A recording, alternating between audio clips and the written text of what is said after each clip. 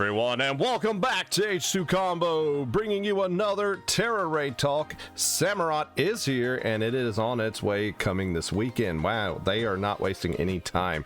So let's go ahead and get into a good strategy of how we're going to handle this, and I think this time around, it's going to be the Scarlet players that can bring some pain to the game, if you know what I mean. I do have some other strategies to throw at you, so I'm just going to do my best to cover this as best we can. But before we get in that, let me just say this. Thank you so much for everybody who has been watching and carrying me through, and the last giveaway. Make sure you do contact me on Discord. I am working very, very hard at trying to get everything updated. This spring has been really rough since my surgery, so I apologize for not having more content out there than I normally would. But I am working on getting that fixed. So once again, thank you so much for your patience. Let's go ahead and get into it. So Samurott here, and it is not going to be the Hisuian version, unfortunately. That would be nice if they actually dropped those, but no, we're going to be looking at just regular old Samurott, and it's been a while since we've seen this guy in the main games. So one thing you do need to note is this: shell armor, it does have that. It is protected against critical hits. It is a water type, so it's going to have a lot of water type moves, but this is going to have a bug Tera type. So bug Tera type, once again, guys, if you don't know, bug Tera type is actually very, very weak against fire, flying, and rock.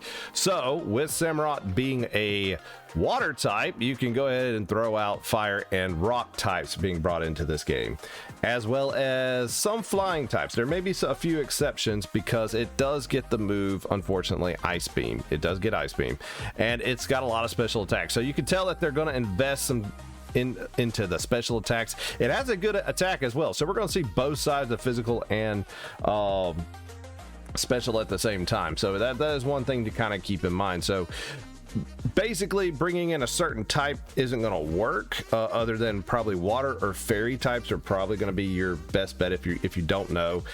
I will say this: if all else fails, bring a I can't believe I'm saying this. Bring an Azumarill if you really want to. It's not that bad. I would change one of its moves to a flying type move. I think it gets bounce. I'm not 100% sure, but I figured it looks like a rabbit, so it should have bounce. But I will say, don't belly drum with that thing. I don't know how much damage it's going to do, so I'm not going to come out and just say do that and then people are going to just do it. But belly drum on this is probably isn't going to you're probably going to get one shot when you set up, because here's the theory or the gimmick I think they're going with this guy. Obviously, if it's going to be bug type, it's going to get Mega Horn. So let's take a look at Mega Horn down here. It does get Mega Horn as one of its moves. So one thing I do want to bring up though is what caught my eye was Focus Energy. Focus Energy it does get, and I think it's going to be the gimmick in this battle. I really think they're going to Focus Energy turn one and then just go to town. I really think so. So having a Hazemon just in case, that is going to be the gimmick that no one's prepared for. I think it's going to depend a lot on it doing crits this time. I really do, because it does get a lot of moves that do involve critical attacks. I think it probably will have Hydro Pump. I really do. I think it'll have Hydro Pump and Ice Beam, definitely. Slash. This is one of the moves it gets. I think it will have Slash, and if it Focus Energy's up, it's going to crit you every single time, and it's going to do double the damage. And it may not seem like a lot if you got a good type resistance, but there's other moves it gets that do have good crits, and even just its normal moves could be upped in crits. Night Slash, for example, is one of those too. So bringing any ghost types or something like that, definitely do not bring a psychic type to this. You bring a psychic type to this, you're just going to get creamed. Be wary, it has Screech as well and Swords Dance, so I foresee some critical hit shenanigans going on here. I really do. So I predicted, Green Ninja having double team. I thought, the Decidueye would have some double team or some evasion thing, but it really didn't have as much as we thought. Still pretty tough unless you had Violet version, but I digress. But anyway, I really think it's gonna have Sacred Sword, Night Slash, Ice Beam, Hydro Pump, I think, and Mega Horn. I really think these are going to be the bigger moves that it's going to actually have. So planning around that's going to be a little bit tough, as we could see. So let's jump right into some Pokemon that I think you should bring to this match. Okay, so now that we're back here in Showdown, let me go ahead and explain a few things. first off, let me go ahead and do the older gimmicks. If you've looked at my older videos, there is a way, if you're in a good team chat, to kind of coordinate this to make sure that you can pull this off. I really think you can see the Quillfish Vaporeon setup, similar to what Slowbro had. I don't think Slowbro can make it in this one because I think it's just probably going to get too much damage. I think it's going to hit through those crits, probably do half its health, and then you get hit again. It's going to be hard to kind of recover and do that. But Vaporeon does get stored power, and I do think it's going to be useful in this to kind of build up the same way. So basically, Quillfish would come in, Intimidate, and then Acid Spray, Acupressure up onto the Vaporeon while it's building its stuff up, and then just, you know, it one-shots it with stored power or does a lot of damage with stored power. So it can kind of get away with that little bit of a gimmick if you want to try it. Also, it doesn't hurt to bring Haze and Chilling Water with the Quillfish as well. That Haze, I think, is going to be useful. So when in doubt, bring a Quillfish if you want to be a good support guy. I mean, I think this one's going to be useful in this match. I don't think it's going to get knocked out. Like we said, you're going to see a lot of water and fairy types that are brought in here. Grimmsnarl is a very good support. You may want to consider bringing a Gastrodon if you don't know. But the one thing I will say, the only thing I know, one way to get rid of Focus Energy Boost is Haze.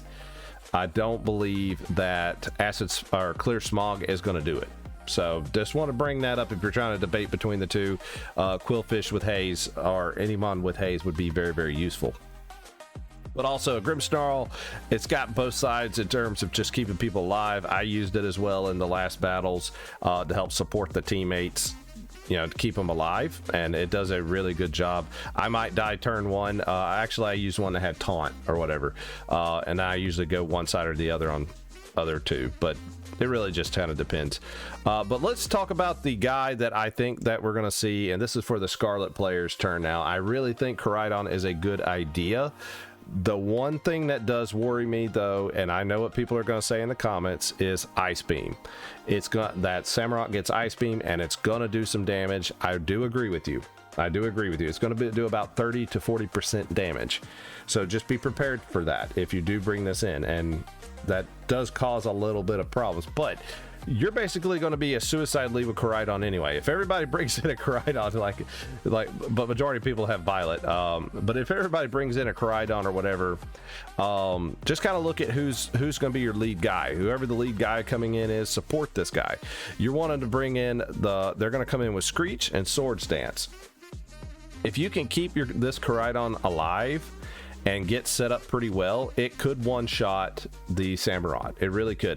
There is a chance that it may get close, but a lot of people don't understand that the special ability that Koraidon has actually brings in Sunny Day and also boosts Koraidon's attack by 1.33%. I mean, all the way up by that multiple, which is nice. You add a Life Orb that adds another 0.3, you're getting a 1.6 damage going in, and obviously Flare Blitz is going to be doubly effective since it's super effective. It does have a high amount of recoil damage that you're going to take and do, and you're going to die doing it, but you know, you're going to go out in a flame of smoke.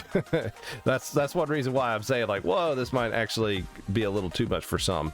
But this is only in theory if everybody brings in a Koraidon. Like, if you, in theory, if everybody screeched turn one and you Swords Danced, and then if they had a Quillfish or something that could help boost you, or had support mons to actually bring in to help negate that attack or heal you, this could work. A Koraidon really could work, especially if you pair it with Walking Wake. Yes, the new one that I really want to bring in is Walking Wake. I think this one's a good, if you don't have another mon to bring in and you really want to bring a good one, I think Walking Wake's good, because if other people are going to be bringing Koraidon or something that brings in Sunny Day, Walking Wake's really good. Photosynthesis boost, so it's going to get even higher special attack. Throw a Shell Bell on there, you should be good. This can work as a support slash offensive attacker, kind of like a red mage would in Final Fantasy. I don't know if y'all ever played that. I'm assuming you did if you've ever actually played this game, because, you know, well, yeah, it just makes sense. So, but it gets Flamethrower. This is basically a I think not a Volcarona, but a Volcanion, that's mythical one. It's almost like a split between the two, but Water Dragon typing is very, very good to bring into this battle. I think it's not going to take the Ice Beam damage like Rhydon would. Flamethrower is really, really good with the boost. And then if you wanted to use Hydro Steam, you could. It gets a nice good boost in damage as well. Chilling Water for support to bring down that attack of your opponent. And then Noble Roar, don't forget, Noble Roar lowers attack and special attack of your opponent. So I think these are a very good way to start. If you don't know which one, you know, pick your poison. But you know what? Tell me what you think in the comments below. Make sure you like this video. And if you found this video helpful, let me know. So once again, thank you so much for watching. And until next time.